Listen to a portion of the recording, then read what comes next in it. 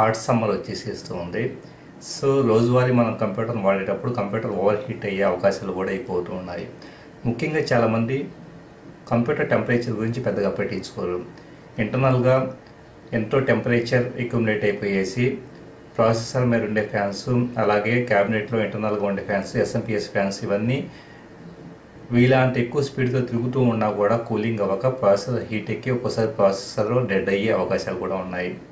Processor వేడెక్కడం వల్ల చిటికి మాటికి computer restart అయిపోవడం, అంటే ఒక 10 మినిట్స్ 15 మినిట్స్ కంప్యూటర్ పనిచేయగానే సిస్టమ్ రీస్టార్ట్ అయిపోవడం, లేదా కంప్యూటర్ ఆన్ చేసిన వెంటనే ఒక మ్యూజిక్ లాగా బీప్ సౌండ్స్ రావడం, ఇలాగ జరుగుతూ ఉంటే కనుక డెఫినెట్గా ప్రాసెసర్ అండ్ సిపియు ఫ్యాన్కి ఉండే థర్మల్ పేస్ట్ అనేది ఎవాపరేట్ అయినట్లుగా మనం భావించాల్సి ఉంటుంది.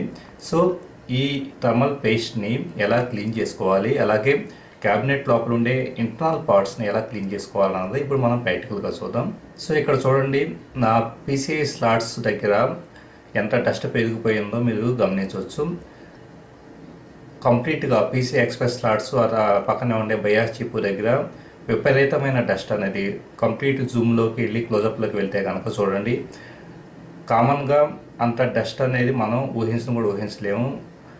ఎప్పటికప్పుడు సిస్టమ్ని పర్ఫెక్ట్ కండిషన్లో పెట్టుకునే నా సిస్టంలో కూడా అంత డస్ట్ అక్యుములేట్ అయ్యి ఉన్నట్టే కనుక మదర్ బోర్డు మీద డెఫినెట్గా ఒక్కసారి అంటే 1 ఇయర్కి ఒకసారి 2 ఇయర్స్కి ఒకసారి మెయింటైన్ చేసేవాళ్ళు ఎంత డస్ట్ అక్యుములేట్ అవుతుందో గమనించవచ్చు. అలాగే ఇక్కడ మనం యాక్చువల్గా ఇంటర్నల్గా సిపియు ఫ్యాన్ని మనం చూస్తూ ఉన్నాం. సిపియు ఫ్యాన్ అలాగే డిస్ప్లే కార్డ్ ఏదైతే నాకు ఎన్విడియా GeForce 9400 డిస్ప్లే కార్డ్ అనేది ఉంది. సో ఆ ఫ్యాన్ అంటే ఆ డిస్ప్లే కార్డు ఫ్యాన్ మీద ఉండే డస్ట్ని క్లీన్ చేయడం జరిగింది. ఇప్పుడు సిపియు ఫ్యాన్ ఏదైతే ఉందో సిపియు ఫ్యాన్ని ఉప్పతీసి మనం సిపియు ఫ్యాన్కి అలాగే థర్మల్ పేస్ట్ ఏదైతే ఉంటుందో ఆ థర్మల్ పేస్ట్ని క్లీన్ చేయాల్సి ఉంటుంది. ఫ్యాన్ ఉప్పు తీసే ప్రయత్నంలో మనం ఉన్నాం. ఫ్యాన్ ఉప్పు తీసేటప్పుడు చాలా ప్రాపర్గా మనం అక్కడ ఏదైతే మదర్ బోర్డు మీద మౌంట్ అయి ఉంటుందో దాన్ని ఉప్పు తీయాల్సి ఉంటుంది. ఎక్కువ ఫోర్స్ పెట్టకూడదు. ఓన్లీ ఎంతవరకు అవసరం ఉంటుందో అంతవరకు మాత్రమే మనం ఫోర్స్ పెట్టాల్సి ఉంటుంది.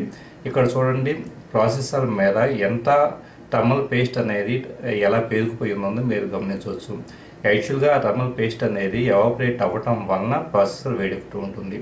సో దాన్ని మనం ఒక చిన్న బ్రష్తో క్లీన్ చేస్తూ ఉన్నాం.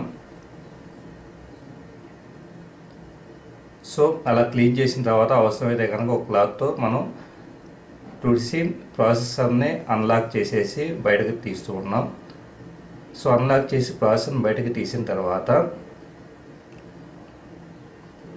చూడండి, అక్కడ ప్రాసెసర్ సాకెట్ ఏదైతే ఉందో ఆ సాకెట్ని మనం చూస్తూ ఉన్నాం. ఆ సాకెట్ని కూడా బ్రష్తో క్లీన్ చేయడం జరుగుతూ ఉంది. సాకెట్ని క్లీన్ చేసి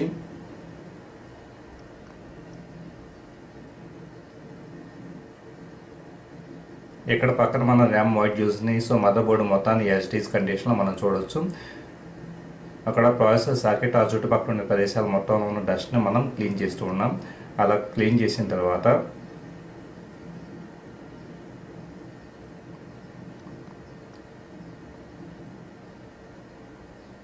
ఇక్కడ సిస్టమ్ ఉండే డిఫరెంట్ కాంపోనెంట్స్ని మనం చూస్తూ ఉన్నాం. ప్రజెంట్ ఏంటంటే సిపియు ఫ్యాన్ ఏదైతే ఉంటుందో ఆ సిపియు ఫ్యాన్ని ఒక క్లాత్తో తుడుస్తూ ఉండటం జరిగింది.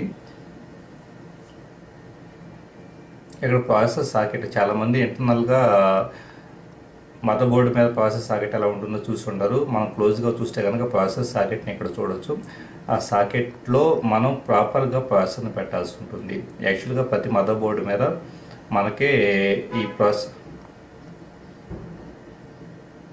వన్స్ సిపియు ఫ్యాన్ని క్లీన్ చేసిన తర్వాత మన ప్రాసెసర్ని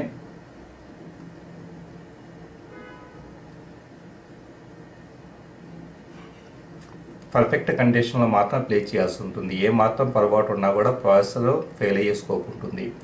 సో ఆ అలైన్మెంట్ అనేది 1-2 సార్లు చెక్ చేసుకోవాలి. ఒకవేళ మిస్టేక్ ఏదైనా ఉంటే కనుక సరి చేసుకున్న తర్వాత మనం ప్రాసెసర్ని కరెక్ట్గా లాక్ చేయాల్సి ఉంటుంది. సో ఇక్కడ ప్రాసెసర్ను లాక్ చేయడం జరుగుతుంది.